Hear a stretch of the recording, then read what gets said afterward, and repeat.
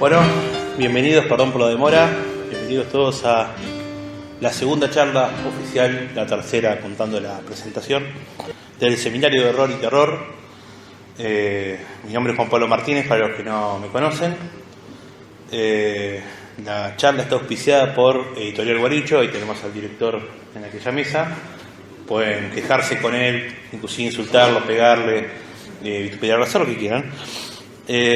Dado que la culpa es exclusivamente de él. Vine a dar este seminario inclusive amenazado. En la charla de hoy, como habrán visto en el evento, hablaremos de Edgar Allan Poe y será la primera de las 3 charlas que daremos sobre los que, al menos a mi humilde parecer, son los 3 maestros del género, digamos, los 3 más grandes escritores que ha dado, valga la redundancia, el género de horror y terror, que son Edgar Allan Poe, Howard Phillips Lovecraft y quizá un poco más mal visto que ambos por ser un tipo que ha vendido mucho, pero que no por eso va a menoscabo de la calidad de parte de su obra, Stephen King, que va a ser el tercero del que vamos a estar hablando durante el mes de mayo. Les comento que para el mes de junio ya estamos en tratativas para hablar acerca de qué ocurre en la mente con el miedo para aquellos que escriban en el género, sea cuento, novela, guiones, obras de teatro, o estén interesados en saber cómo ocurre, porque como comentamos en la primera charla, la de presentación, este es un género en el cual se busca generar una reacción en el espectador o en el oyente, y para saber cómo se genera esa reacción hay que saber cómo opera la mente a la hora de tener esa sensación. Ahora alguna aclaración que me estoy olvidando. Creo que no me estoy olvidando de nada, como mucho en el medio les estaré comentando. Quería arrancar con, antes de arrancar con una pequeña biografía, una reseña biográfica de Edgar,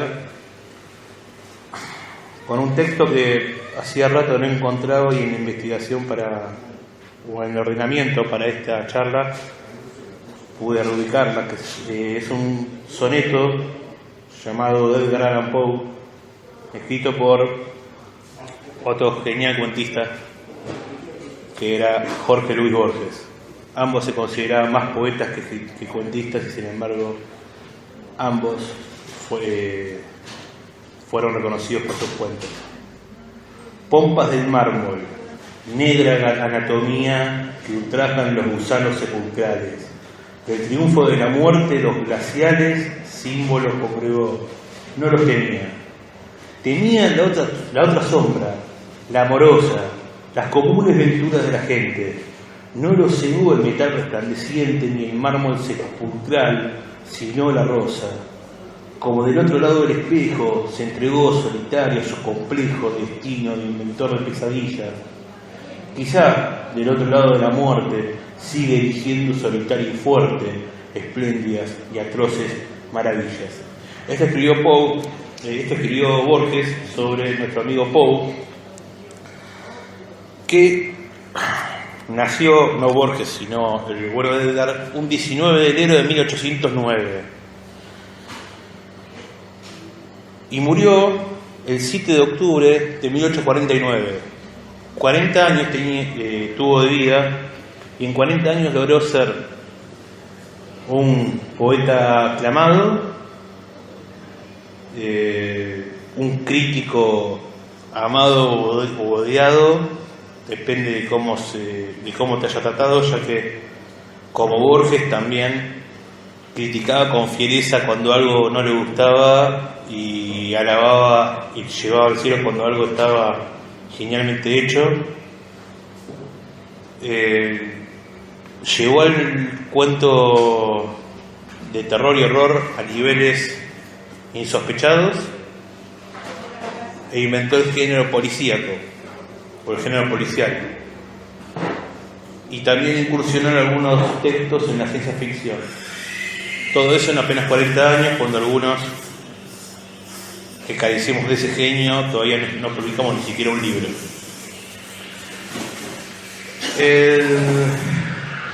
Este autor nació en Boston, murió en Baltimore en extrañas circunstancias. Fue el primero que intentó hacer de la literatura su modus vivendi, o sea, poder vivir de la literatura, algo que muy pocos logramos. Digo, muy pocos logran, sin incluirme, ¿no? El nombre original de Edgar Allan Poe, como ocurre con algunos futbolistas, como Carlitos Tevez, nació con otro nombre en realidad, era Edgar Poe. Era hijo de dos actores que solían hacer dramas shakespearianos. Muere cuando él es chico, a la edad de... Discúlpenme, muere cuando... Perdón. Disculpen acá. Esto es lo malo de tener que ir a los datos concretos.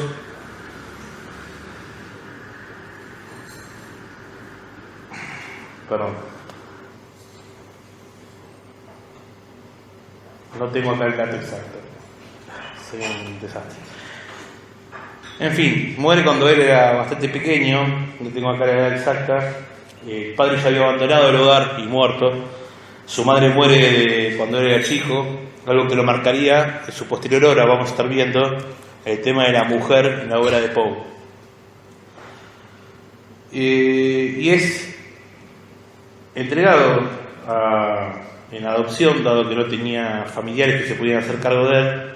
Ya el hermano mayor, William Henry Leonard Poe, había sido entregado a una tía, y él y su hermano son entregados a dos familias bastante pudientes de Boston, que eran amigos entre sí. Y él va a una familia y su hermana a otra. Siguen teniendo relación y él termina adoptando como primer apellido el apellido de su padrastro, John Allan. Así que de ahí es donde surge su nombre actual. Allan no es un segundo nombre, sino que es su primer apellido, Edgar Allan Poe. Tiene viajes por Europa, realiza viajes en Europa, cuando es chico, estudia en Inglaterra, en Escocia, donde su padre, un hombre prominente, su padrastro, mejor dicho, un hombre prominente de negocios, le resultan mal estos negocios, terminan volviendo a la zona, a Richmond, asiste a los mejores colegios de la ciudad, estudia los clásicos, escucha en su estadía en Europa y de parte de las criadas negras, mitos y leyendas que, como vimos en la última charla, que ocasionaron el romanticismo, la creación de varios de los mejores cuentos de género. Y durante esos años se comienza a generar, como nos pasa a todos, el carácter. El carácter durante la última niñez, durante el inicio de la adolescencia, es cuando se empieza a formar más. Y comenzamos a tener ya una historia de quizás el primer rockstar. Una vida de alcohol, drogas, sexo desenfrenado, composición realizada con psicotrópicos y ¿cómo se llama? El Great Balls of Fire, no me acuerdo del nombre, Jerry Lewis, no, casamiento con una prima menor de edad. En fin, era la vida quizá el primer rockstar antes de que todo el rock naciera. Y una vida totalmente opuesta a la de los otros dos autores que vamos a estar analizando, porque así como en el caso de Poe, que era un tipo atribulado por las miserias y que sin embargo tenía una especie de subibaje emocional muy fuerte. En el caso del otro autor, Lovecraft, directamente era totalmente lo opuesto. Era un tipo hundido en la más profunda misantropía, en el más profundo odio por la humanidad. De ahí surge su horror cósmico, que es el que vamos a estar narrando o tratando de explicar el sábado 4 de mayo. Un tipo cerrado en sí mismo. Y estos dos totalmente opuestos, como si fueran tres ángulos de un triángulo totalmente opuestos, aparece Stephen King, que es un tipo con fama de buen tipo, simpático, con el que uno se iría a tomar una cerveza, y que sin embargo creo quizás los mejores horrores del siglo XX, de final del siglo XX y principios del XXI. Pero volviendo a Poe, continúa los estudios. Hay una anécdota de cuando tenía como héroe a Lord Byron. Como sabemos, como estuvimos charlando la charla pasada, Lord Byron estuvo presente en la creación de la primera obra de terror, que fue que fue Frankenstein, perdón. Y Byron era el gran héroe de Edgar Allan Poe, y queriéndose parecer a él, nadó 8 kilómetros un río cuesta arriba. Y cuando volvió al colegio, como nadie le creía, buscó testigos que no solo afirmaran haberlo visto, sino que además firmaran por escrito que lo vieron nadar a contracorriente 8 kilómetros un río.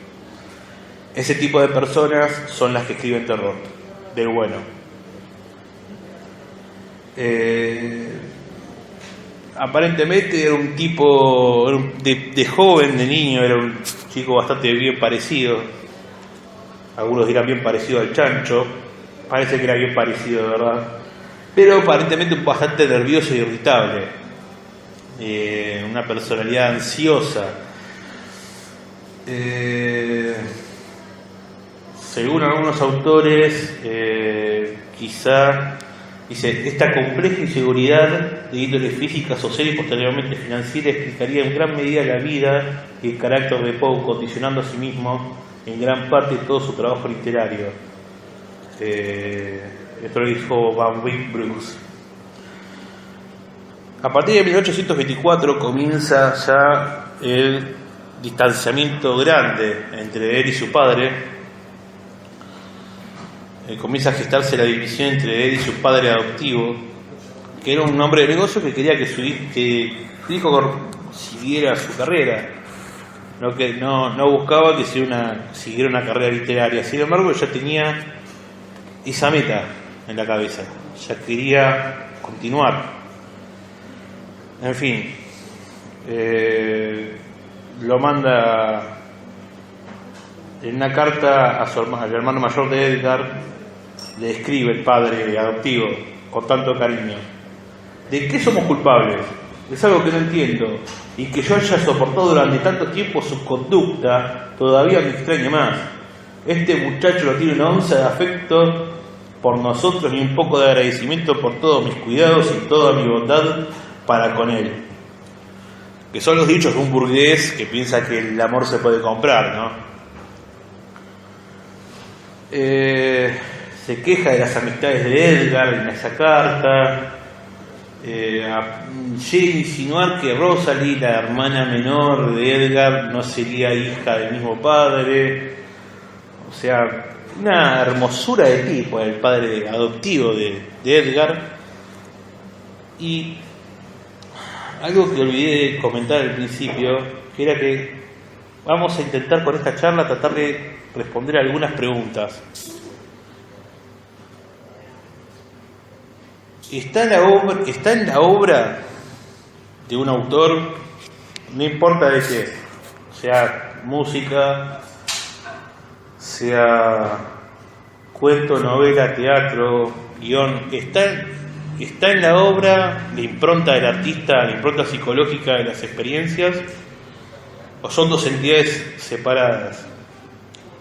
¿Podemos en la obra dilucidar cómo es el artista? ¿Podemos dilucidarlo?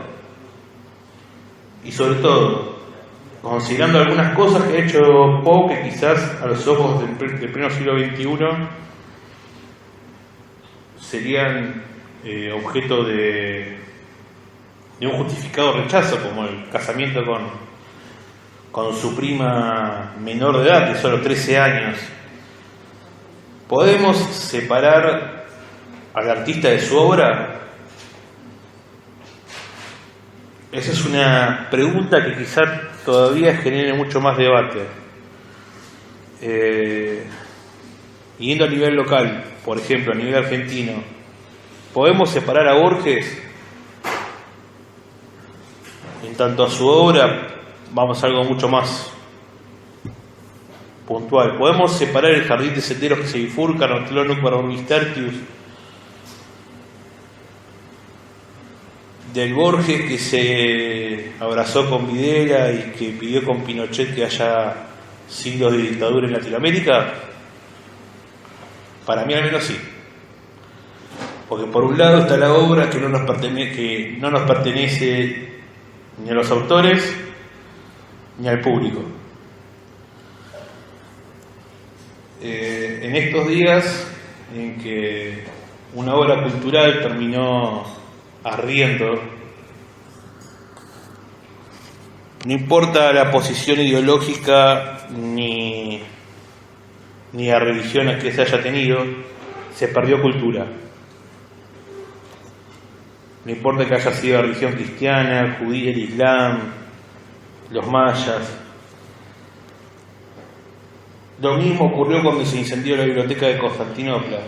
Ahí se perdió parte de la historia y el mundo dejó de ser un poco bello. Pero me estoy yendo por las ramas, les pido disculpas.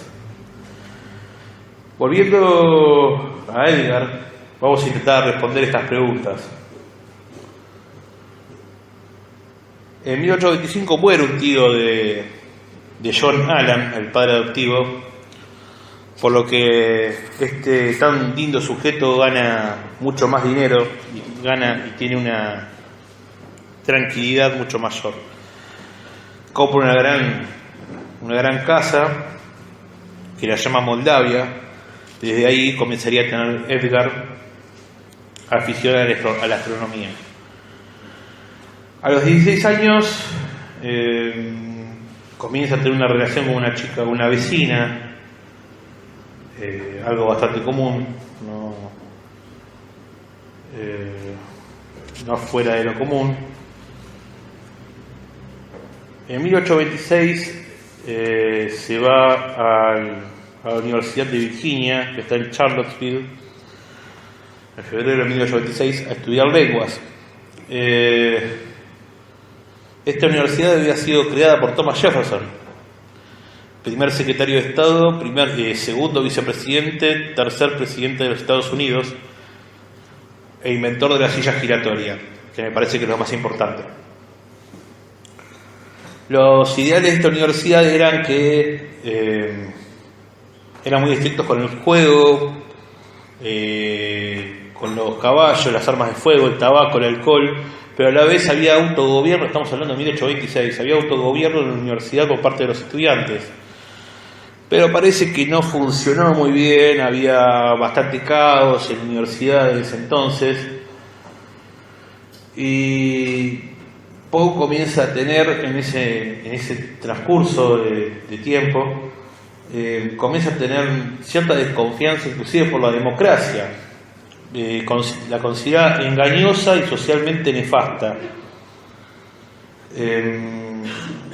Expresó a menudo su falta de fe en la perfectibilidad humana o en las comunes nociones acerca de la igualdad, el progreso y la mejora social que caracterizaban a la época de Jefferson, al punto que podía ser calificado como sudista anti-jeffersoniano.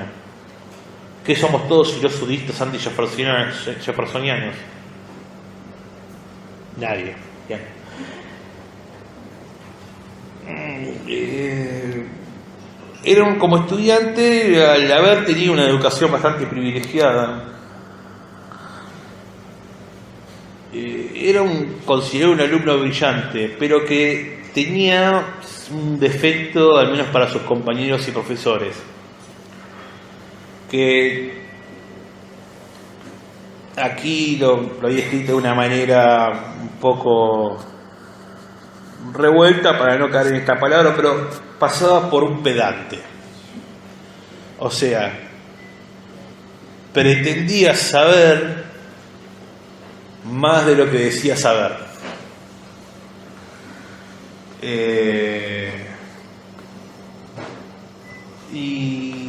O sea, si bien sabía mucho, no sabía tanto en aquellos tiempos. Parece que era bastante como Jon Snow, él no sabía nada.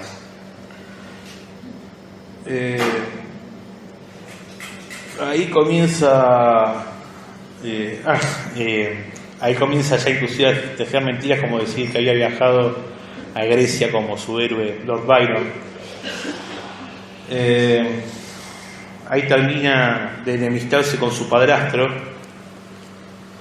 debido a las deudas de juego que adquiere,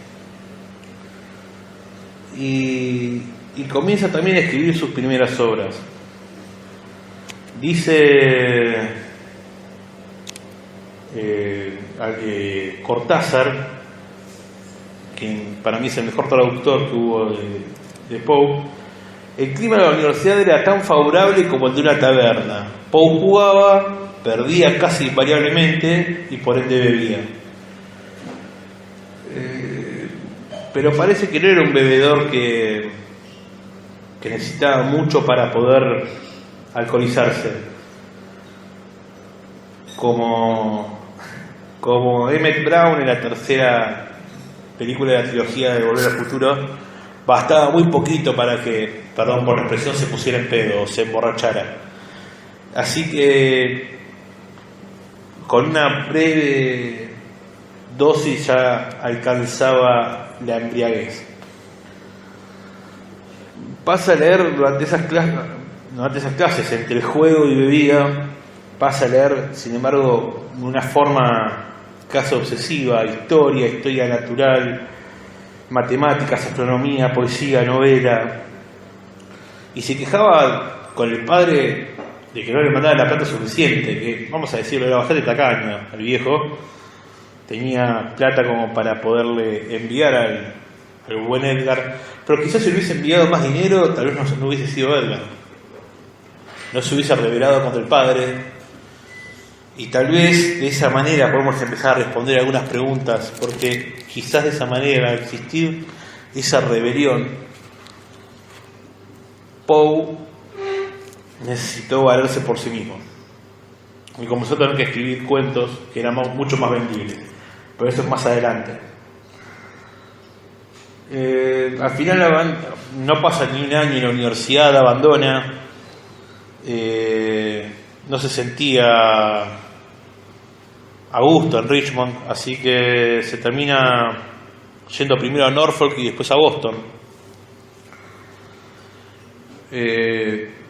Dicen que se empezó a tratar de ganar ahí la vida como periodista, y escribiendo como Henry Le Rennet.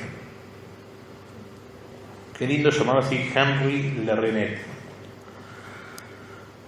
A partir de ahora me voy a empezar a llamar Henry Le Rennet. Incapaz de sobrevivir por sí mismo, se anota, como harían muchos, incapaces de sobrevivir por sí mismos, se anotó en el ejército. Algo muy usual entre quienes escriben, ¿o no? No veo dos disciplinas más opuestas, pero bueno. Comienza como soldado raso. Miente con la edad, como hacemos los que escribimos. Miente con la edad y dice que en vez de tener 18 dice que tiene 22. Y se hace llamar Edgar A. Perry. Tenía cierta afición, parece, por cambiarse el nombre y no ser reconocido. Lo destinan primero a Fort Independence, que tiene nombre de cancha de fútbol, en el puerto de Boston. Ganaba $5 al mes. Ese mismo año publicó su primer libro, a los 18 años, en 1927, Tamerlane y otros poemas, firmado por un bostoniano. En el prólogo afirma que todos los poemas habían sido escritos antes de los 14, pero considerando cómo andaba mintiendo el buen Edgar, podemos desconfiar. Imprimió 50 copias, una cuota bastante baja considerando lo que inclusive las tiradas de hoy en día. Pasó bastante desapercibido. Fue ascendido a artificiero, que era el soldado encargado de preparar los proyectiles de la artillería, y por esto cobraba doble paga. Sirvió 2 años y obtuvo el grado de sargento mayor de artillería, que era el grado más alto de los suboficiales. Ahora el tema es que parece que se cansó el buen Edgar y le dijo al teniente Howard, que era su oficial al mando: mire, no me llamo ni Edgar A. Perry, ni me llamo Henry Larenet, y tengo 23 años. Me llamo Edgar Allan Poe y tengo 19. Echame. Esa era una discusión que no te echa nada, que echame, que bueno. Howard le dice: hacemos una cosa, llamamos a tu viejo, esto hecho en inglés y con mejores palabras seguramente, lo llamamos a tu viejo y te tienes que reconciliar con él. Si no te reconcilias con él, te quedas acá. No pasó. No se pudo reconciliar con el viejo y lo dejó ahí. Así que se tuvo que quedar, aunque Allan Poe le suplicó. No se pudo ir del batallón hasta que no llegara un tipo que lo reemplazara como artificiero. Y en el medio ocurre ya la segunda gran tragedia de Edgar. Muere Frances Allan, su madre adoptiva, que tanto lo mimaba. Este es un nuevo gran golpe para Edgar, que apenas llega, como si fuese un drama. Apenas llega el 15 de abril de 1829 el día después del velorio de la madre adoptiva. Finalmente se alista por orden de su padre adoptivo en West Point.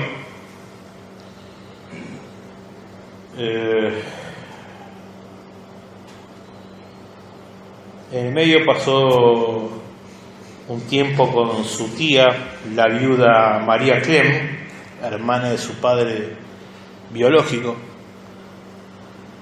con la hija de su tía, o sea, su prima, Virginia Eliza Clem, su hermano William Henry y la abuela Elizabeth Kearns Poe. Ahí publica su segundo libro, entre que deja el ejército y entra a West Point. Es Al-Araf, Tamerlane y Poemas Menores, 1829, sin que sea muy comprendido. Un crítico de la época, John Neal, comentó que será el primerísimo en las filas de los primeros poetas. Y Sarah Hale llegó a decir que recordaba a un poeta no menor que Shelley. Fueron los primeros que empezaron a ver buenas cualidades en el bueno de Edgar. Se escribe como cadete en West Point el 1 de julio de 1830. John Allan, su padrastro, se casa en segundas nupcias con Louisa Patterson. Comienzan a relucir los hijos naturales que había tenido. Su primera esposa era infértil y comienzan a surgir es un dramón, una historia, una novela turca de la tarde parece, pero comienzan a surgir los hijos no reconocidos del padrastro, a los que quizás por ser hijos naturales trataba mejor y empezaba a donar el dinero. Hay cada vez más discusiones entre Edgar y el padrastro, y en un momento ya en el mismo West Point se comienza a editar un tercer libro de poemas, simplemente llamado Poemas, que este es un lindo método. Hoy en día se lo llama crowdfunding, o sea, donación en la nube sería llamado con las tecnologías actuales. El tipo hizo lo que se llamaría una preventa. ¿Qué era esto? A los compañeros de West Point, a los compañeros de la academia militar, les pidió 75 centavos de dólar para la edición de su libro de poemas. Y así juntó los $170 que necesitaba para la edición. El tema es que los compañeros estaban esperando que lo que publicara fuese un libro de poemas satíricos con pruebas con los oficiales, y era una obra netamente de corte netamente romántico. Sin embargo, en una segunda edición terminaría dedicándole el libro a sus compañeros, diciendo textualmente: este libro está respetuosamente dedicado al cuerpo de cadetes de los Estados Unidos. Reeditaba Tamerlán, Al-Araf y 6 poemas inéditos, en el que estaban las primeras versiones de To Helen, Israfel y The City in the Sea. Volvió a Baltimore después de terminar en la academia con su tía, su hermano y su prima en marzo de 1831. Su hermano mayor, que había estado delicado porque era alcohólico, murió el 1 de agosto de ese año, 5 meses después de haber llegado Edgar. Y él se terminó instalando en la buhardilla que había compartido con su hermano para empezar a trabajar con comodidad en la literatura. Hasta ese momento se estaba enfocando solo en la poesía.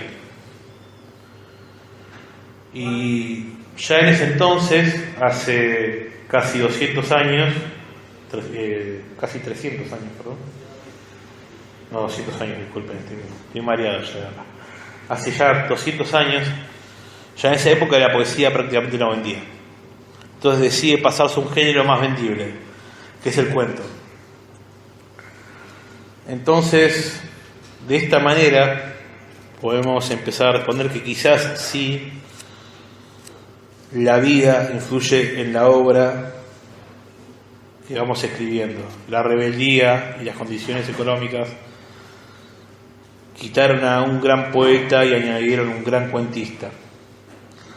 En los siguientes 4 años vivió en la extrema pobreza, sintiendo, según testimonios, falta material de comida. Finalmente, tras morir su hermano, como comentábamos, comenzó a querer forjarse una vida de periodista, con muchas dificultades. Fue el primer estadounidense conocido que trató de hacer de la escritura su modus vivendi, como comentábamos antes, pero surgió con un inconveniente legal. No solamente las grandes compañías buscan que el copyright las avale. En esa época también los escritores sufríamos eso, sufrían en realidad, y porque lo que hacían los editores norteamericanos era copiar groseramente obras inglesas y francesas sin pagar ni el más mínimo derecho de autor y las publicaba en Estados Unidos, que para colmo estaba bastante perjudicada en nuestra editorial por el pánico de 1837, que fue un desastre bastante similar al que ocurriría casi 100 años después, en 1930, en el crack del 29. A pesar de la gran cantidad de revistas que había, por lo que era temática y que las revistas pagaban mal y a tiempo, mal y con mucha espera, él se veía siempre necesitado de pedir dinero a los empleadores, siempre desastrosamente en la parte económica. Esto jamás se mejoraría durante su vida.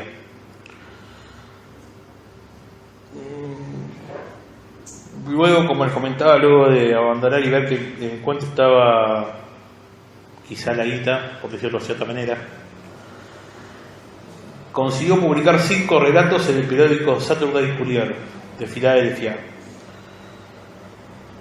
Entre ellos se incluye el primero que escribió del corte gótico de terror, el Metzegerstein, que era un cuento a la manera del romanticismo alemán. Escribe una última carta a John Allan, su padrastro, en la que le pedía desesperadamente ayuda, y dice textualmente: en nombre de Dios, ten piedad de mí y sálvame de la destrucción. Allan ni siquiera respondió. Afortunadamente en esa época el Saturday Visitor, un periódico pero de Baltimore, le dio un premio de $50 por su cuento manuscrito encontrado en una botella, una obra maestra. La editorial del Visitor, el comité editorial del Visitor, dijo que el relato era, textualmente, con mucho y de lejos, superior a cualquier cosa presentada antes. En 1834, Poe tiene una buena noticia y una mala. La buena noticia es que se le modrió la basura del padrastro. La mala noticia es que no le dejó un peso. Esa es la parte mala.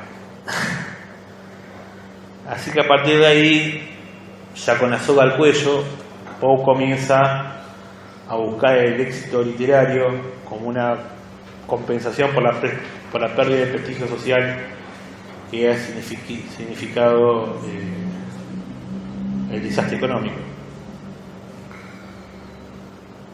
Manuscrito hallado en una botella, este relato premiado con $50, llama la atención de un tal Kennedy, John P. Kennedy, de Baltimore, que lo ayuda a publicar sus historias, presentándolo a Thomas White, editor del Southern Literary Messenger de Richmond, Virginia, y llega a ser redactor del diario durante bastante tiempo. Sin embargo, termina perdiendo el puesto a cabo de pocas semanas al ser sorprendido en estado de embriaguez en varias ocasiones. De regreso a Baltimore, se casa secretamente con su prima, Virginia Eliza Clem,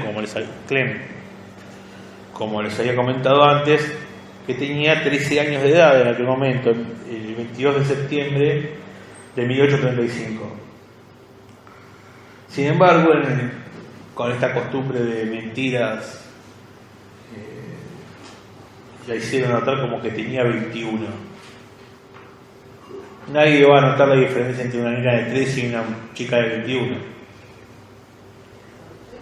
¿O no? En ese entonces Poe tenía 26, la doblaba en edad. Según Joseph Cruch, un biógrafo, Dice que era impotente Poe y por este motivo, tal vez inconscientemente, escogió por esposa una nena de 13 años, con la cual era imposible mantener relaciones maritales normales. Me parece que es algo un poco más, debe ser un poco más profundo que eso. En fin.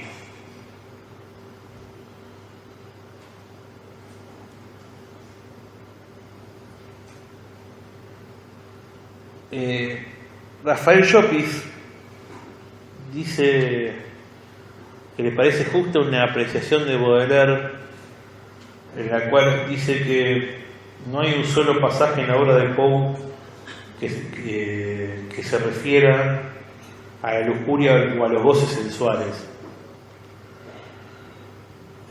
lo que según Llopis apunta a un edipismo subrayado en su día por la psicoanalista Marie Bonaparte. Poe fue para su mujer Virginia a la vez esposo, hijo y hermano. Según Harry Levin, Poe buscó siempre en las personas de su entorno consuelo maternal y su esposa hizo más bien para él de hermana menor.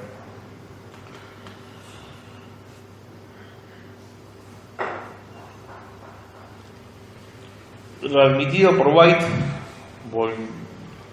prometiéndole que no se iba a volver a emborrachar, vuelve a Richmond con Virginia y su tía, ya aparte su suegra, todo queda en familia.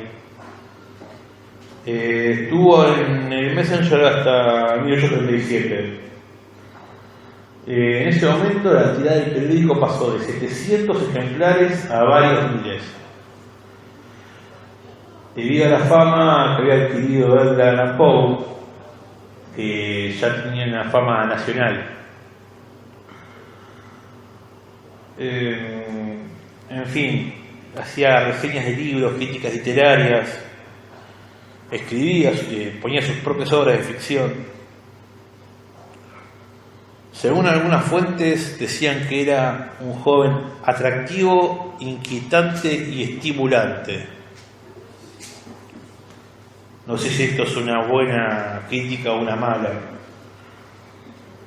En esa época se gana la amistad y enemistad de sectores, de diversos sectores de la cultura estadounidense por igual, debido a sus críticas, como les comentaba, que eran, por un lado, lo que a él le parecía que esta obra la criticaba bien, y lo que detestaba, perdón por la palabra, pero lo hacía mierda.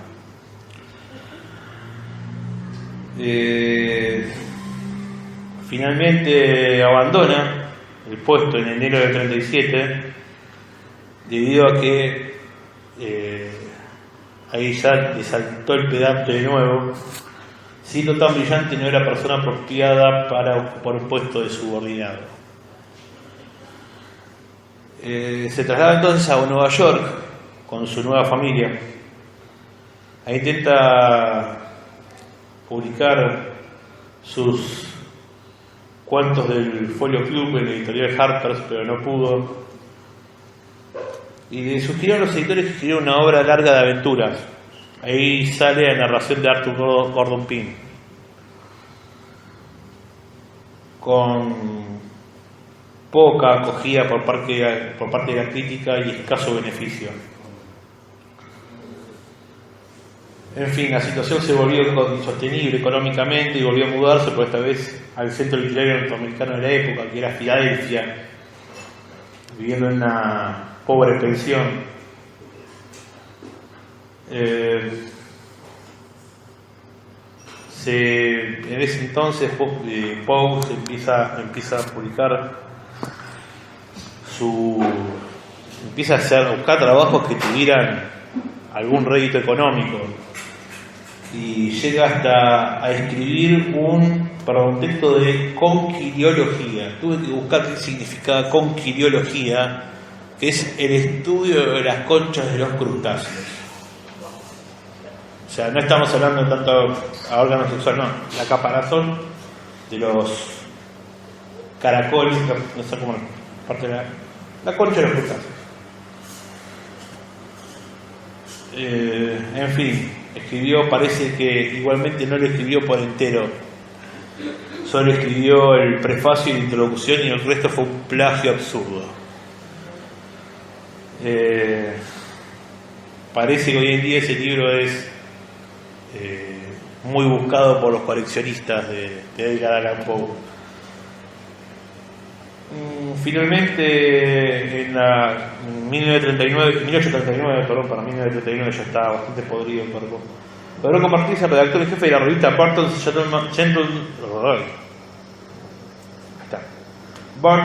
Gentleman's Magazine. Ahí comienza a sacar varios artículos, relatos, críticas literarias, sube su reputación.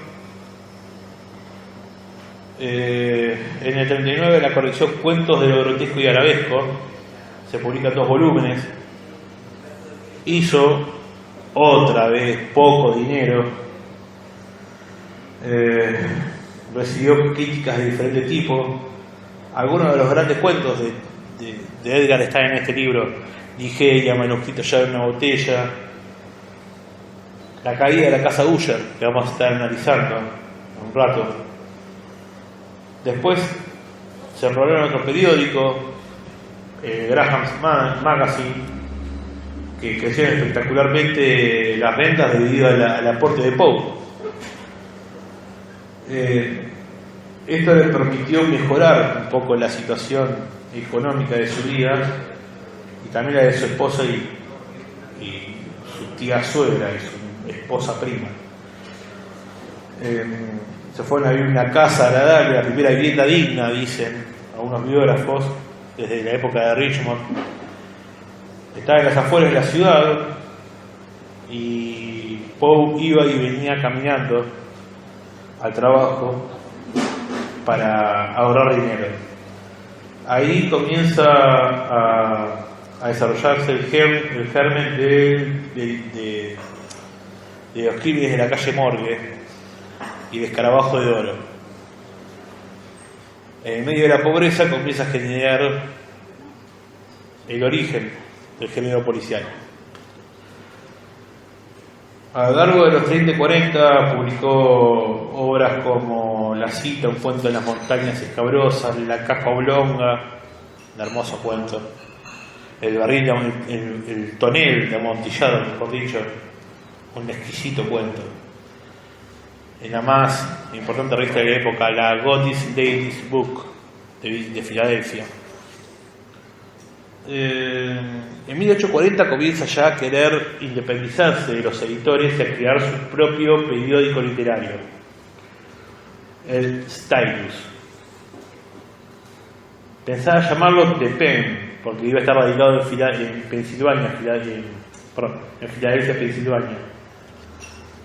En el diario The Saturday Evening Post del 6 de junio de 1840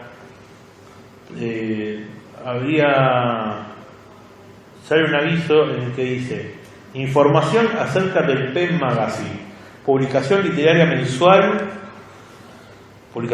mensual que se editará próximamente en Filadelfia a cargo de Edgar A. Poe. No llegó a conseguir nada. Una tarde de enero de 1842, en la cual él tenía sueto en el trabajo, comienza un evento que sería decisivo en la vida de Edgar, una nueva trompada, como si fuese una novela turca en la vida. Su esposa y prima Virginia comienza a demostrar los primeros signos de tuberculosis. Hoy en día se conoce como tuberculosis, que sería lo que terminaría matándola a la pobre Virginia muy joven. Julio Cortázar lo relata en la biografía de Poe como sacándole una novela romántica. Poe y los suyos tomaban el té en su casa en compañía de algunos amigos. Virginia, que había aprendido a acompañarse en el arpa, Cantaba con gracia infantil las melodías que más le gustaban a él y súbitamente su voz se cortó en una nota aguda mientras la sangre manaba de su boca. Edgar dijo entonces que el hecho era nada más la rotura de un vaso sanguíneo en la garganta para no preocupar a los demás. Ella se recuperó, mejor dicho, momentáneamente, y Edgar comenzó a beber alcohol más de la cuenta para tratar de calmar la ansiedad. Luego de las penurias económicas, la enfermedad de su esposa, Harry Allen apunta que existe evidencia de que en la época Poe comenzó a recurrir al láudano, que es un opiáceo derivado del opio, para combatir la depresión, y de esa manera comienza también a sufrir grandes problemas de salud.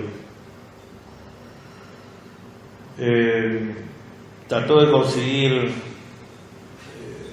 un puesto de administración del presidente John Tyler del partido Whig sin mucho éxito.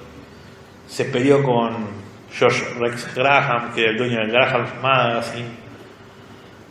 Lo contrata de nuevo en otro lugar, apenas sobrevive como escritor freelance.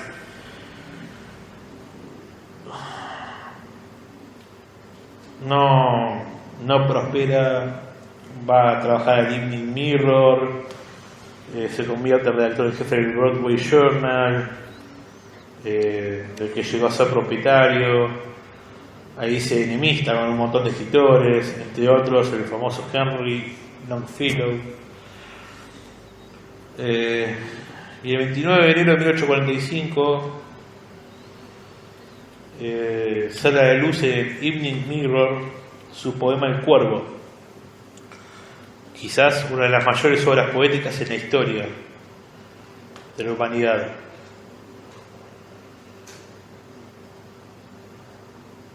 Obtuvo la friolera de $9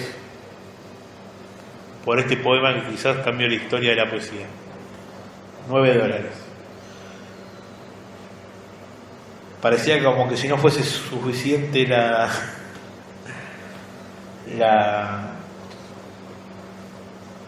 miseria del padre, la miseria de la vida, la miseria de la muerte de su esposa, parecía como que también el capitalismo estaba en contra del pobre Edgar.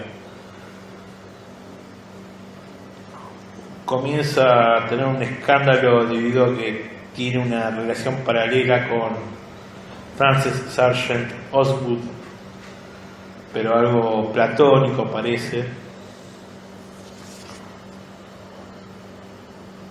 hasta que dejan de verse. El Broadway Journal cierra sus puertas. Poe se va a una casita de campo en Fordham, que quedaba en el barrio de Bronx, Nueva York. Hoy es conocida como el Cottage de Poe, sigue en pie en la esquina del Boulevard Grand Concourse y Kingsbridge Road. Si alguien va, por favor, que deje unas flores por mí. Durante las horas nocturnas era tal la miseria que tenían que la tía y suegra de Edgar durante la noche se iba a afanar verduras y frutas a los vecinos para poder comer.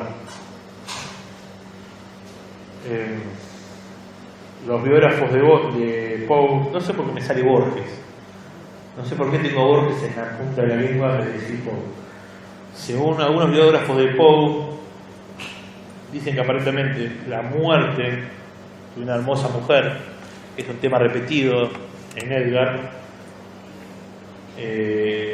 parte de las varias pérdidas de mujeres a lo largo de la vida del mismo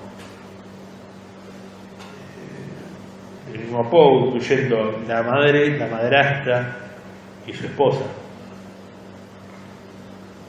Levin al respecto menciona las muchas heroínas póstumas que hay en la obra de Poe, y esto es algo que es casi una marca registrada en Edgar. La obra de Edgar se puede relacionar con tres tópicos: Dos de ellos son, uno la locura y el otro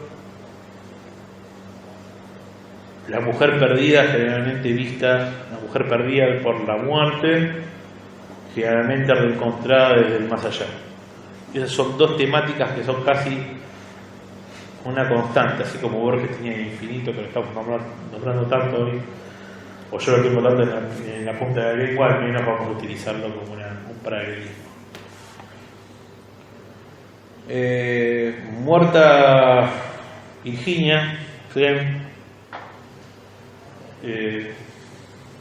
la vida de Edgar Allan Poe comienza a perder todo rumbo, comienza a mostrarse vulnerable, más inestable todavía de lo que era. Intenta cortejar a otra mujer, una tal Sarah Helen Whitman, una poetisa que algunos juzgaban mediocre, pero una mujer llena de encanto, como las heroínas de Poe.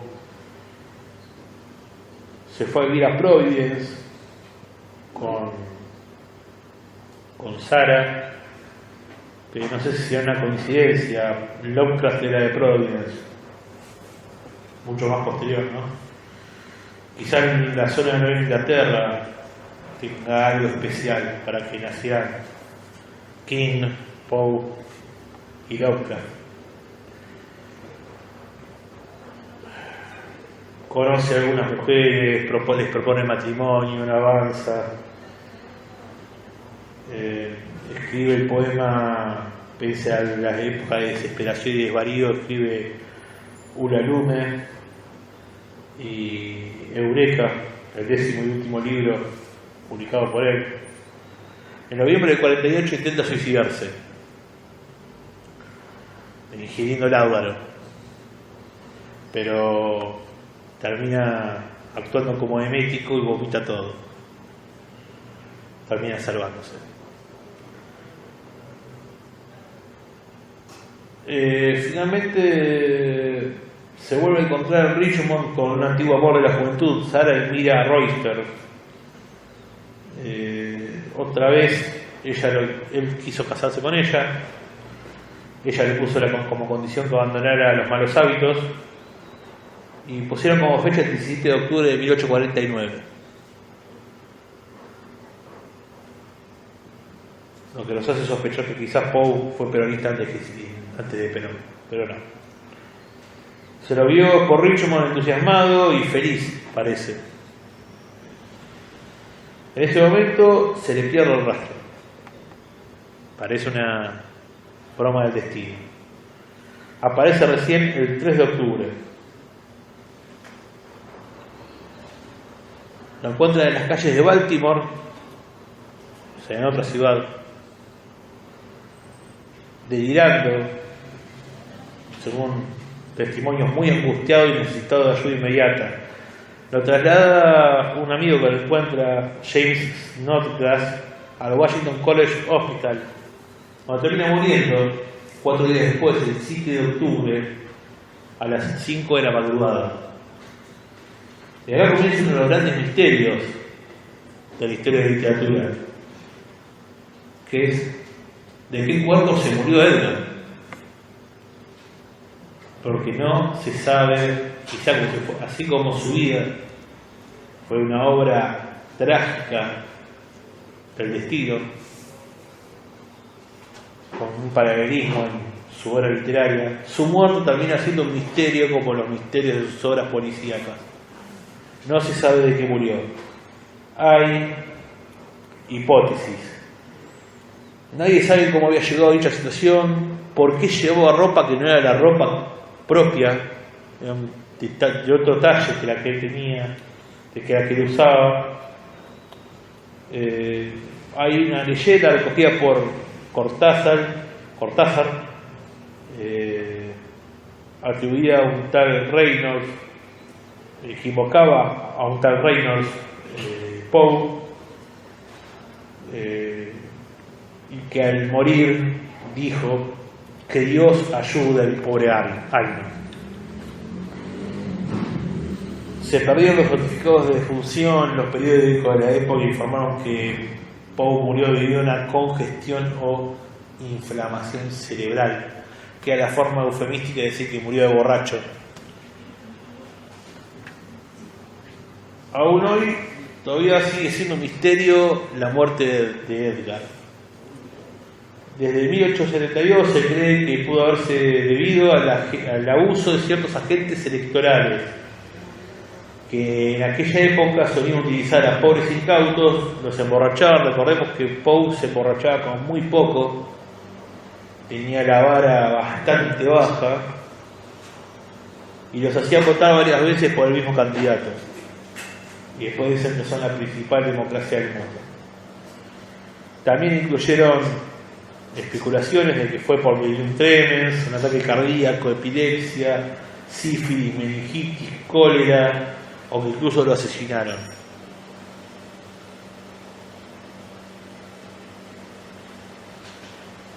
Dentro de la obra de Poe, la obra epistolar es la menos conocida, pero sin embargo la más intensa fue la de los últimos años de su vida. Mostraba accesos de gran lucidez y de extrema desesperación, casi rayando a la locura.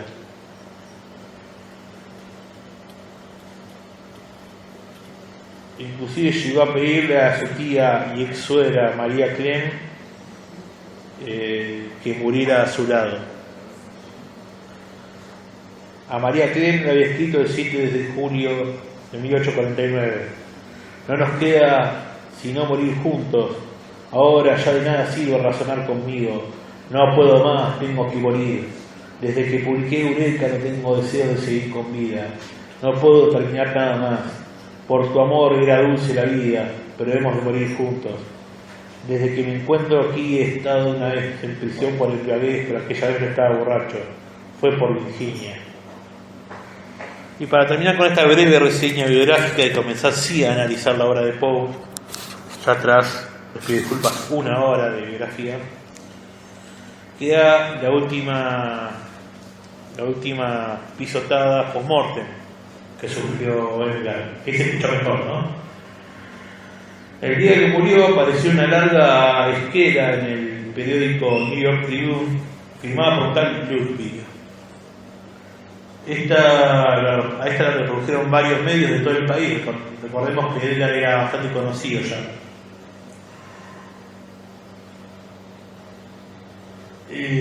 Dijo: Edgar Allan Poe ha muerto. Murió anteayer en Baltimore. Esta noticia sorprenderá a muchos y algunos se apenarán. El tema es que el famoso Ludwig terminó siendo identificado y no era otro que Rufus Wilmot Griswold, un editor crítico y antologista que había demostrado gran aversión hacia Poe ya desde 1842, 7 años antes de la muerte de Edgar. De cualquier manera, Griswold, de una manera inexplicable e incomprensible, terminó siendo el albacea literario de Edgar Allan Poe, aplicándose a destruir la reputación luego de la muerte, o sea, cuando menos se podía defender. Este tipo escribió un artículo biográfico largo sobre Poe llamado Memorias del Autor, con la que encabezó un volumen de las obras completas de Poe. Ahí lo describían como un depravado, borracho, drogadicto, perturbado. Aportaban diversas cartas del propio Poe como evidencia. Muchas de las afirmaciones eran burdas, mentiras o verdades dichas a medias, puros elementos tendenciosos. Finalmente la versión de Griswold fue denunciada por los que lo conocían a Poe, pero no pudo evitarse que popularmente fuera la más requerida, y no eran épocas precisamente de la posverdad. Esto era quizás por la necesidad de creer, con las preguntas que hicimos hace un rato, de creer que un hombre malvado era capaz de escribir cuentos tan malvados, como que solo una persona malvada puede escribir terror. De esa manera, solamente una persona de 2000 años podría escribir sobre el Imperio Romano o solo los niños escribirían obras infantiles. Esa sería la lógica. Y ahora comenzamos ya así, a la parte que quizás sea más interesante, que es el análisis literario de Edgar. A la hora de analizarlo, vamos a tomar primero las influencias de Edgar. Las influencias de Edgar Allan Poe fueron los góticos alemanes. Recordemos que el primer cuento estaba escrito de la manera del romanticismo alemán. Ernst Theodor Amadeus Hoffmann, Friedrich de la Motte, Fouquet, tuvo como en cuenta de los autores norteamericanos Charles Brockden Brown y Washington Irving, el autor de Sleepy Hollow. Otros autores ingleses que admiró fueron Daniel Defoe, Walter Scott, William Godwin, Edward Bulwer Lytton. A veces solía escribir influido por los textos que aparecían en la Blackwood's Magazine, que él satirizó en textos como El Anito Perdido y cómo escribir un artículo de la manera del Blackwood. En los cuentos completos que se pueden conseguir en castellano, la mejor traducción, como les comentábamos, era la de Julio Cortázar. Cortázar los ordenó por formas temáticas y dijo el mismo Julio: sus mejores cuentos son los más imaginativos e intensos, los peores aquellos donde la habilidad no alcanza a imponer un tema de por sí pobre o ajeno a la cuerda del autor. Lo juntó en 7 grupos, de los cuales nos van a interesar 2. El primero, cuentos de terror; el segundo, sobrenaturales; el tercero, metafísicos; el cuarto, analíticos; el quinto, de anticipación y retrospección; el sexto, de paisaje; y el séptimo, grotescos y satíricos. Destaca Julio Cortázar que Poe en una carta dijo: al escribir estos cuentos uno por uno, a largos intervalos, mantuve siempre presente la unidad de un libro. Pero vamos a lo que nos trae, que son los cuentos de terror de Edgar. Como sabemos, son la obra más conocida de él. Modifica al género gótico de tal manera que deja de tener las características que estuvimos hablando el sábado pasado, o sea, el castillo antiguo, siempre castillo antiguo con la mujer, la damisela en apuros, el fantasma con cadenas, basándose mucho en los mitos como Jacques Moutier o Sheridan Le Fanu, que Sheridan Le Fanu quizás el menos conocido, pero no deja de estar quizás a la altura de Edgar. Traza una geografía de la imaginación increíble, teniendo herederos más que interesantes, entre ellos, como les comentaba, King y Lovecraft. El escritor y crítico irlandés Padraig Colum afirma que el barriendo amontillado, el pozo y el péndulo, la caída de la casa Usher y Ligeia se encuentran entre los mejores cuentos del mundo.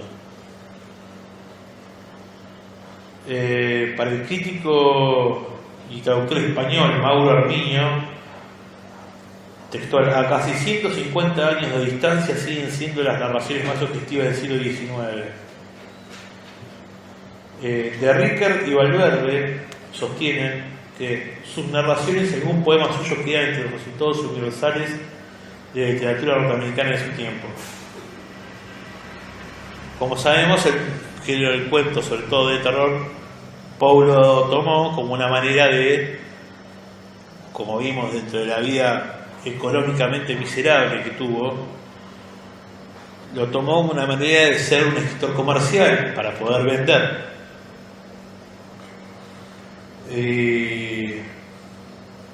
Al respecto, Edward Wilson subraya los contenidos oníricos y simbólicos de sus relatos. Esto es muy importante a la hora de analizarlo.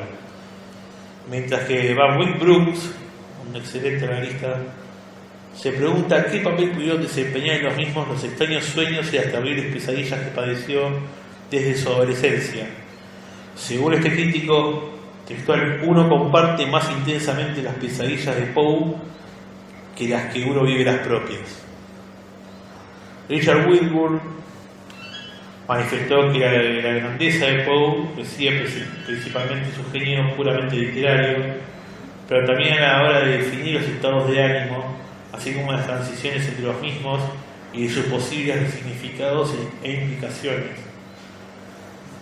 Todo lo cual logra encuadrar las estructuras oníricas. Poe, algo que desarrollaría muy bien, sobre todo con los cuentos relacionados a la locura, es la descripción psicológica, sin expresarla netamente, del autor, del protagonista, o del antagonista, mejor dicho. A veces vamos a encontrar que el mismo protagonista de la historia es también el antagonista. Y eso es algo muy importante.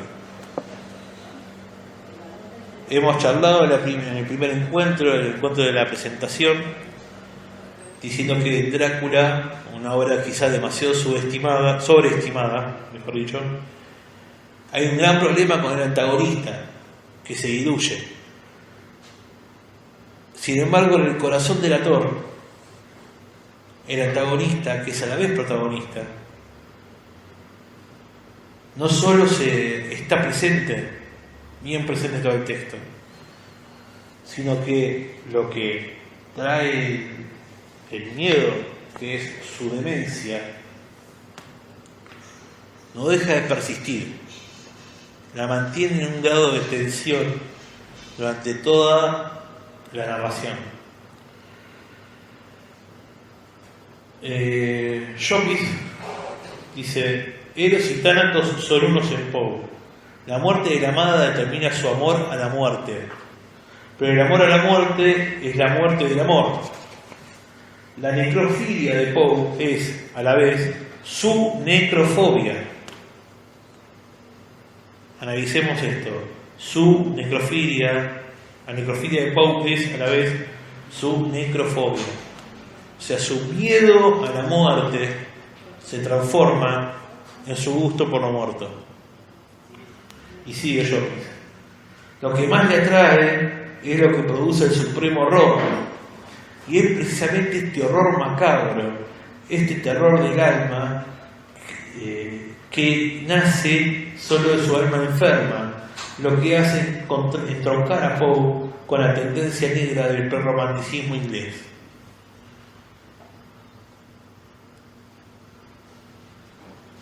Crouch y Wilson sugieren que el atroz sadismo de los últimos cuentos de Edgar Allan Poe tal vez tengan relación, y acá estamos encontrando algunas respuestas no dichas por nosotros sino por otros, quizá a una represión emocional.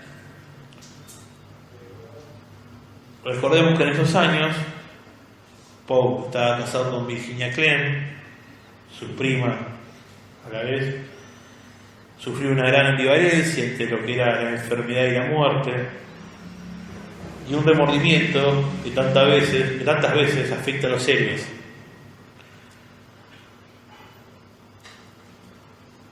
Otros temas, aparte de los que hemos nombrado antes, son la venganza, Hop Frog y el Tonel Amontillado son dos ejemplos buenos de eso. La culpa y la autopunición, que lo vemos en William Wilson y El corazón del actor, El gato negro, El demonio de la perversidad. La influencia del alcohol y el opio, lo vemos en El gato negro, La caída de la casa Usher, Al rey peste, El poder de la voluntad, en Ligeia y Morella. La claustrofobia, El tonel de amontillado. Fíjense cómo se repiten algunos textos, cómo mete varios temas en algo que no es una novela, sino un cuento. Eso es maestría a la hora de escribir. el entierro prematuro, la narración de Arthur Gordon Pym, ahí está la claustrofobia. Con motivo acerca del terror, se le acusaba de plagiar a los alemanes. Y Poe dijo, mientras se dejaba el bigote y decía,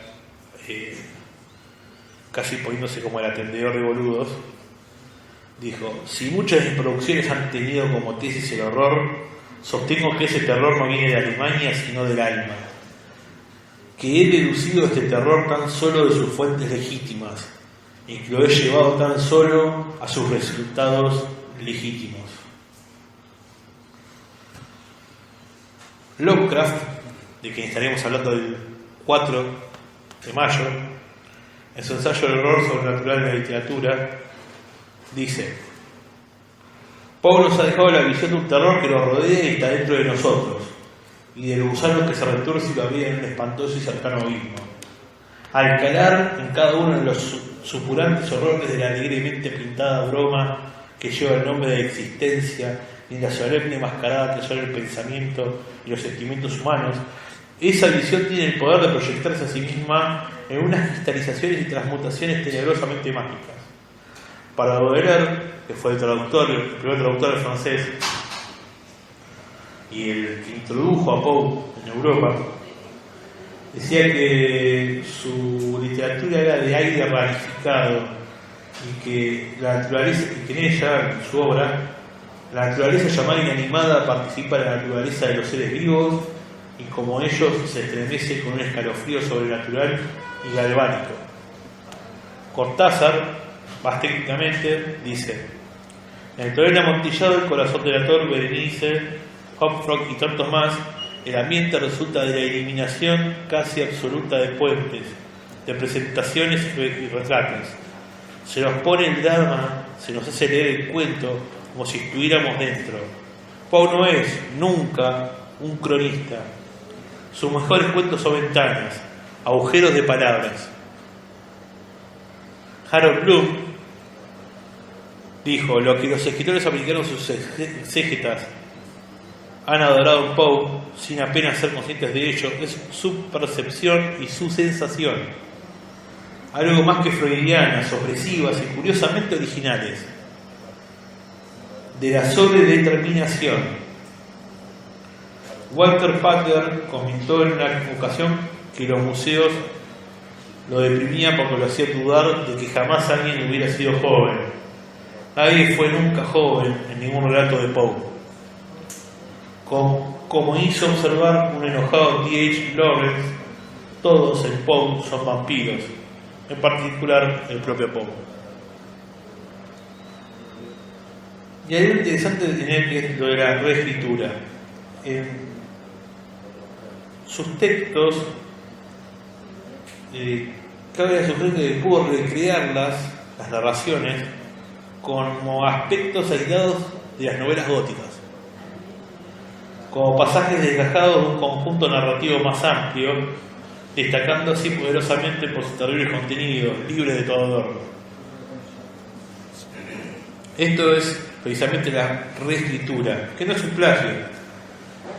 Hay un texto muy bueno que recomiendo siempre leer, que se llama Borges y la ciencia ficción, escrito por Carlos Abraham, un escritor y crítico del género de terror fantástico y ciencia ficción, que en él no teoriza, no hipotetiza, sino demuestra cómo Borges, la máxima pluma argentina de todos los tiempos, ha tomado argumentos de textos de la ciencia ficción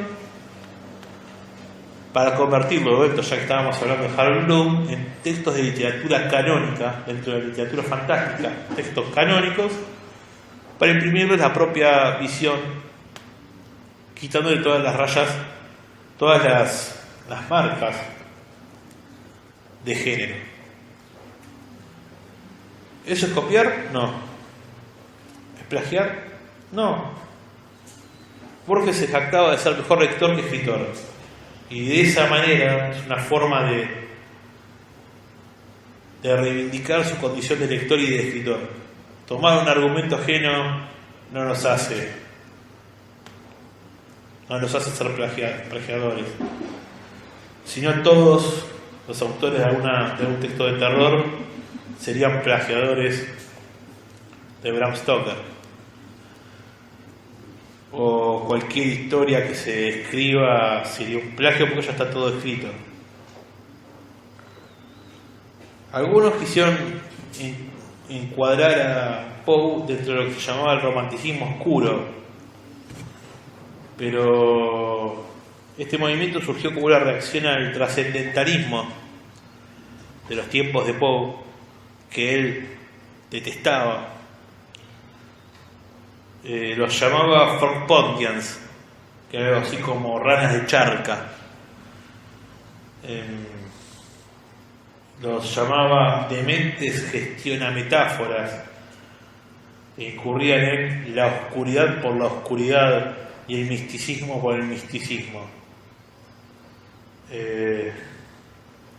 Sin embargo, en una carta a Thomas Holly Shivers escribió que no odiaba a los trascendentalistas, lo que no se notaba, sino solo a los sofistas que se encontraban entre ellos.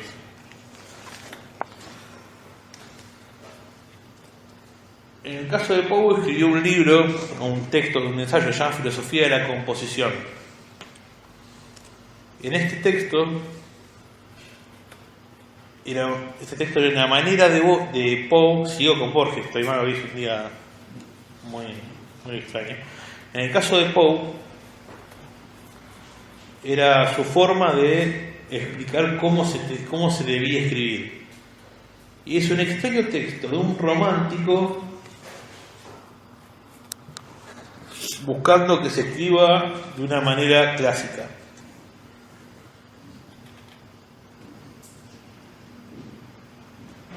En él muestra la convicción de que, según él, uno debía emprender la obra sabiendo qué efecto y qué desenlace quería tener en la obra y qué efecto quería crear en el lector, mejor dicho. Siendo un autor, qué efecto quería crear en el lector. Y una vez hecho esto, ahí sí, que siga de atrás para adelante, se comenzaba del fin hacia el inicio a desarrollar la obra. Es una técnica que puede funcionar, no está mal. De esta manera se iba haciendo luego el tema, el ambiente, los personajes, el conflicto y el argumento. Según el mismo Poe, decía en este ensayo que el cuento es el que se adapta mejor a este tipo de creación. Ahí está. Para generar este efecto deseado. Muchos me decían que era mucho mejor que la poesía y que la novela para crear esto. Uno dice que era una heurística de inversa esta forma de escribir. Sin embargo, la explicación de Poe del proceso de escritura es tan rígidamente lógica, tan clásica, que algunos críticos, entre los que están G.R. Thompson, autor sobre la ironía romántica de los cuentos de Poe, sugirieron que el ensayo debe ser considerado en gran parte como una sátira de ironía del mismo Edgar Allan Poe. Y vamos a analizar algunos cuentos, si tuviéramos que analizar más. Yo nos echaría del argentino casi todo el tiempo. Vamos a analizar primero Berenice, donde están algunos de los temas. Fue publicado en 1865. Tuvo una recepción importante entre los lectores de su tiempo, que se manifestaron horrorizados por este texto. Hay una cita que encabeza el relato que dice: Diceva mihi sodales, si sepulcrum amicae visitare, curas meas aliquantulum fore levatas, que se puede traducir como: decían los amigos que encontraría algún alivio a mi dolor visitando la tumba de la amada. Volvemos al tema de la mujer. Esta cita la descubre el narrador protagonista, Egaeus, en un libro, hacia el final del relato. Este Egaeus, como les comentaba, se estaba por casar con su prima Berenice, más autobiográfico no puede ser,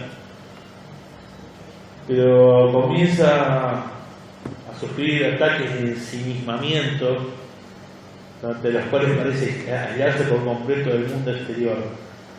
Debido a una enfermedad desconocida, Berenice se va deteriorando poco a poco, hasta que la única parte de su cuerpo que parece permanecer viva son sus bonitos dientes, con los cuales Egaeus empieza a obsesionarse.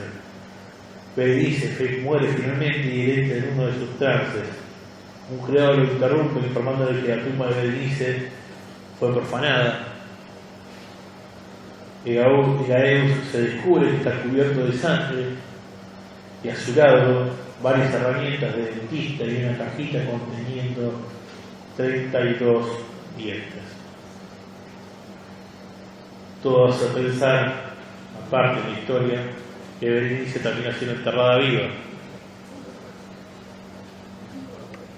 Este texto es de clásico tinte gótico.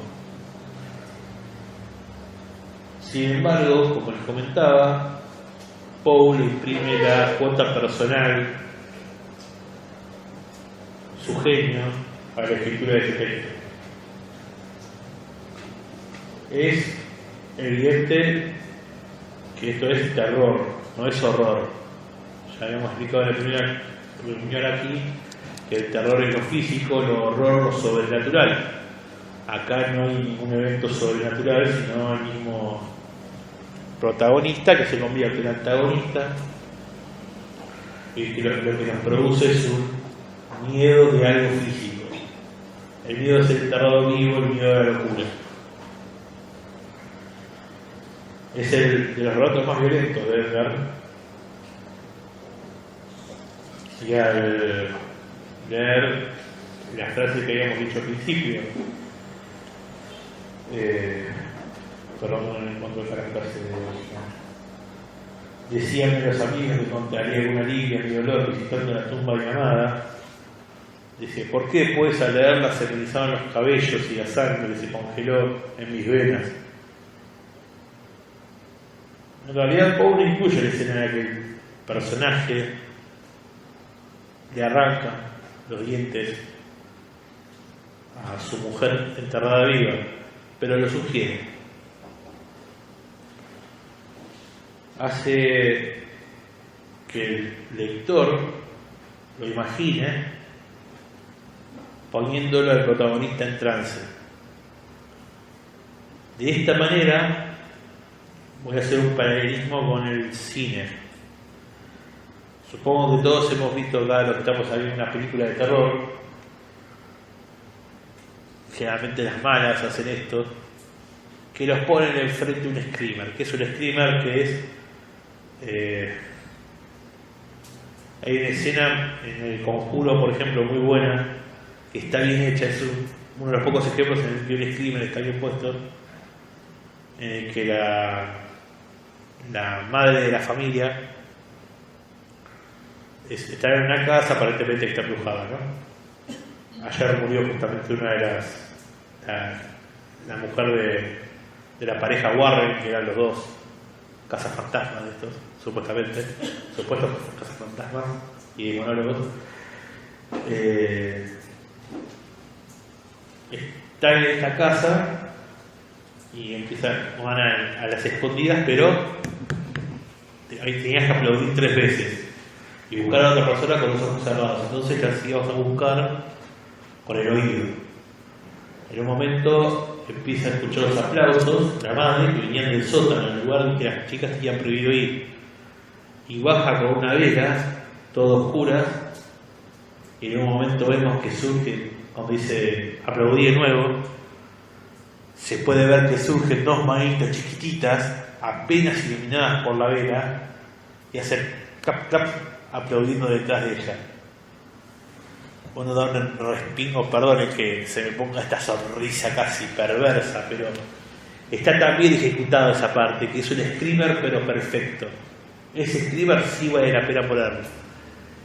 Generalmente los screamers en las malas películas son un primer plano, un plano detalle de la víctima, a veces de perfil, y el fantasma o el ser que haga que cause el susto pasando por detrás. Eso es el screamer más barato que hay. El mejor terror es el terror sugerido. En este screamer vemos que no está visto el fantasma, solo vemos las manos. Nada más sus manos aplaudiendo. En esta obra, lo que la hace tan genial es la sugerencia. Cuando, en el caso de Poe, lo que hizo muy bueno es sugerir el miedo. Todo el resto del trabajo no lo tiene que hacer el escritor, lo tiene que hacer el lector. Entonces, de esa manera, se planta mucho mejor el mensaje. Como hemos hablado en la primera charla, de formas conocidas o desconocidas quizás, el miedo se puede implantar junto a un mensaje.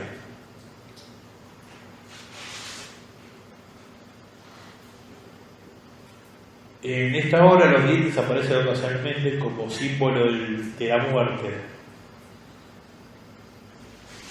También aparece en otros, como Metzengerstein, en la verdad sobre el caso del señor Valdemar, el agujero de dientes, el Hopfrog. En términos freudianos, la extracción de los dientes es signo de castración, según algunos, posiblemente como castigo por la masturbación. Los dientes pueden indicar también una defensa contra la posesión del cuerpo femenino, otra connotación sexual. La psicoanalista María Bonaparte, en su libro Vida y Cartas de Edgar Allan Poe, se refiere a la llamada vagina dentata en su interpretación del cuento. También en términos psicológicos se ha señalado el acusado fetichismo presente en el relato. Como les comentaba, que en esta obra son Gaeus y Berenice, son dos personajes típicos, dos personajes arquetípicos de Poe. El Gaeus, el tipo racional que vive en la biblioteca, representando el intelectualismo, sereno, de hábitos, en este caso sosegados. Y Berenice es menos espiritual, se describe como vagando despreocupadamente por la vida, ágil, elegante y llena de una desbordante energía. Pero sin embargo se trata de una mujer oprimida, no dice una sola palabra en toda la historia, ni una sola. Como ocurre con muchas de las mujeres en los cuentos de Poe, parece que solo estuviera ahí solo para morirse. Solo estuviera ahí para morirse y ser el motor del terror. Gaeus ocurre cierta deshumanización. Dice la frente de Berenice, es decir, su frente. No la de la frente, tanto el objeto, frente. Quizá algunos dicen que pudo haber sido buscado también los nombres en la tragedia griega. Berenice en griego significa portadora de la victoria, que está en un poema de Calímaco.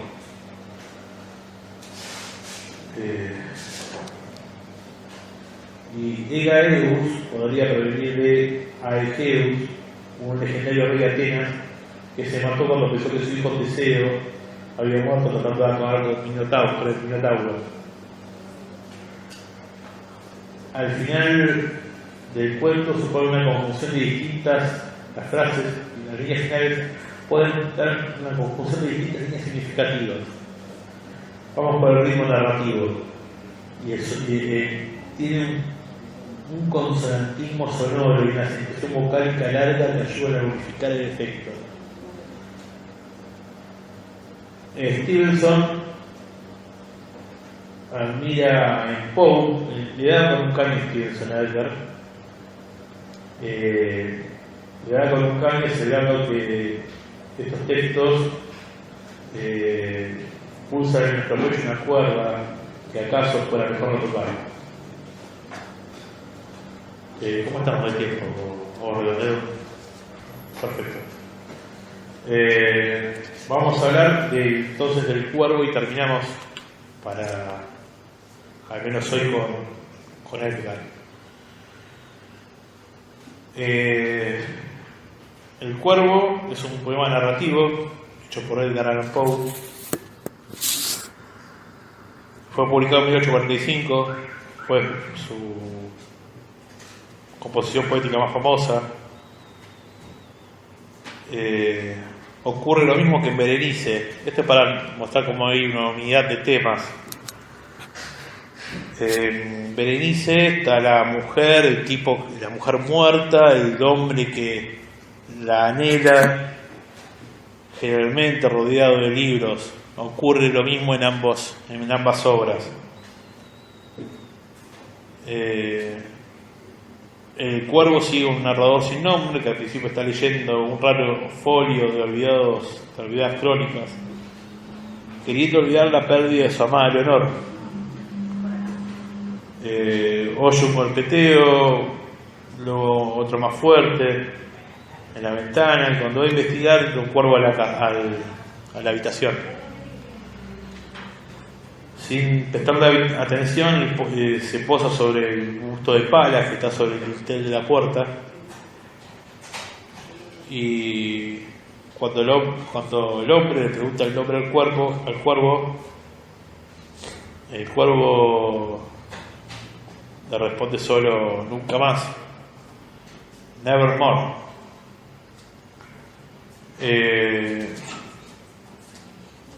El narrador se empieza sorprendiéndose por la capacidad parlante del ave, para luego ver que es como si fuera una especie de ave del otro lado. Y se afirma que el narrador es un joven estudiante, pero también en cierto modo podemos decir que se está autorreferenciando Poe en esta obra. De esta manera podemos ver que la imagen demoníaca del cuervo se enfatiza por la creencia del narrador de que el cuervo es la ribera plutónica de la noche, o un mensajero del más allá, refiriéndose a Plutón, que es el dios del inframundo, Hades. Aparte, se dice que le afanó el cuervo a un texto de Dickens, y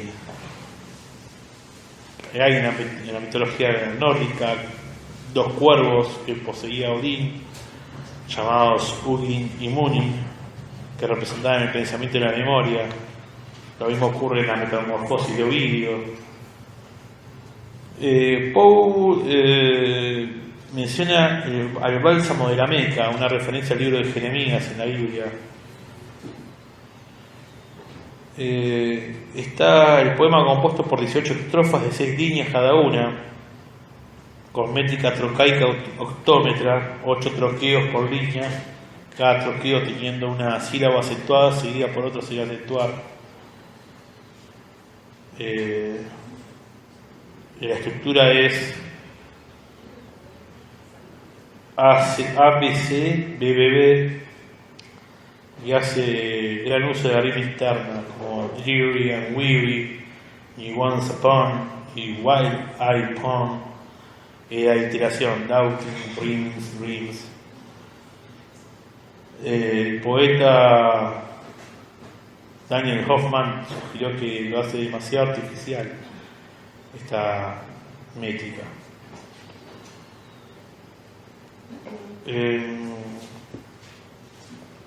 Con respecto al Nevermore del cuervo, lo relaciona en cierto modo al Evermore del gusano conquistador, otra obra que les recomiendo encontrar y al No More del cuento Silencio. Con respecto al mismo Cuervo, se especula que al principio de la composición Poe pudo haber utilizado un búho en vez de un cuervo. Teníamos para analizar un par de cuentos más, pero bueno, me explayé demasiado sobre la biografía. Vamos a dejar en la página un pequeño análisis del Corazón delator y del Tonel de Amontillado. Les pido por favor si pueden darle like a la página. Normalmente vamos a poner el link en el evento.